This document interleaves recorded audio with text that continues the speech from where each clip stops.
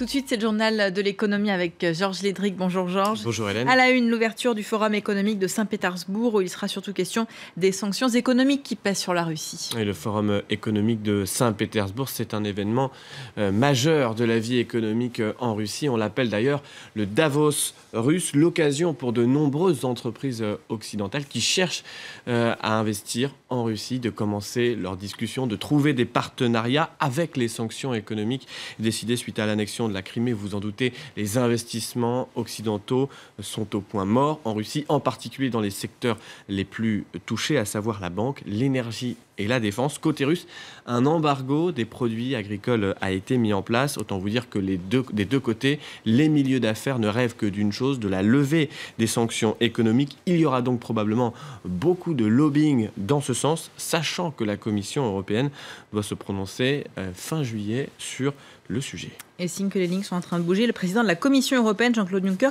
a décidé, lui, de se rendre à Saint-Pétersbourg. Et le symbole est fort car le président de la Commission européenne sera le premier représentant officiel de l'Union européenne à se rendre sur le sol russe, et ce depuis 2014. Jean-Claude Juncker, qui semble-t-il souhaite renouer le dialogue avec Moscou. Alors faut-il pour autant s'attendre à une levée des sanctions? Cela reste peu probable, car si certains pays y sont favorables, notamment la Grèce et l'Italie, Matteo Renzi sera également présent à Saint-Pétersbourg. D'autres s'y opposent fermement, notamment les pays baltes et la Pologne, et c'est plutôt la solidarité européenne qui devrait jouer. Autre facteur qui va peser, c'est que les Européens demandent à ce que les accords de Minsk soient respectés avant d'envisager toute levée des sanctions. Et c'est d'ailleurs ce qu'a rappelé hier Wolfgang Schäuble, le ministre allemand des Finances. Écoutez-le. C'est une condition non négociable pour la Russie. Laissez-moi bien réitérer cela. Il ne peut pas y avoir de retour à des relations normales si la Russie agit contre le droit international. L'Europe doit respecter la leçon de son histoire, qui dit que le droit international est un outil indispensable de maintien de la paix.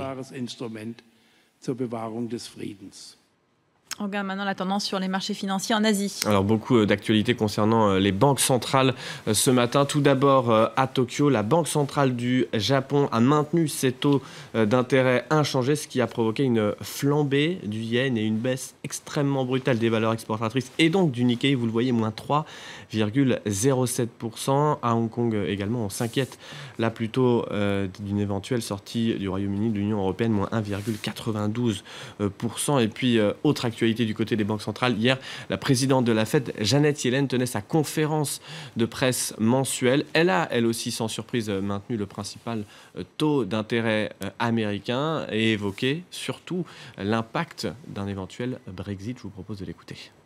De toute évidence, c'est une décision très importante pour le Royaume-Uni et l'Europe. Cela pourrait avoir un impact sur l'économie et les conditions financières des marchés financiers mondiaux. Et si c'est le cas, cela aura aussi un impact sur les perspectives de l'économie des États-Unis.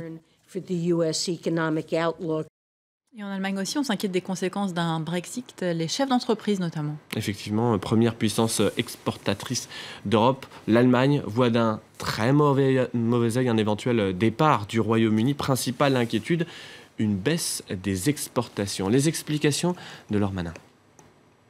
En Allemagne, les entreprises suivent avec attention les débats sur le Brexit. Les entreprises allemandes ont exporté pour 89 milliards d'euros de biens en 2015 vers le Royaume-Uni, leur troisième marché. Certaines études estiment qu'une sortie britannique de l'Union européenne pourrait faire perdre à l'Allemagne jusqu'à un demi-point de croissance de son PIB. Cette entreprise fait 5% de son chiffre d'affaires au Royaume-Uni, mais ici on refuse de s'inquiéter. Bien sûr, on devrait s'adapter aux changements qui pourraient avoir lieu sur notre marché en Angleterre, mais c'est quelque chose qu'on peut faire assez vite avec des ajustements de prix, par exemple. Je serais plus inquiet pour nos investissements dans notre filiale britannique. Selon certains experts, les effets du Brexit seraient limités, car étalés dans le temps.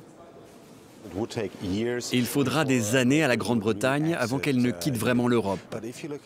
Et si on regarde bien, les exportations allemandes se sont beaucoup diversifiées en termes de destination et de produits. L'impact serait en fait plus marqué pour le Royaume-Uni. Selon une étude de Euler Hermes, il pourrait perdre 30 milliards d'euros à l'export en quittant l'Union européenne Il lui faudrait alors au moins 10 ans pour combler ce vide. Et c'est ainsi qu'on referme ce journal de l'économie. Merci beaucoup.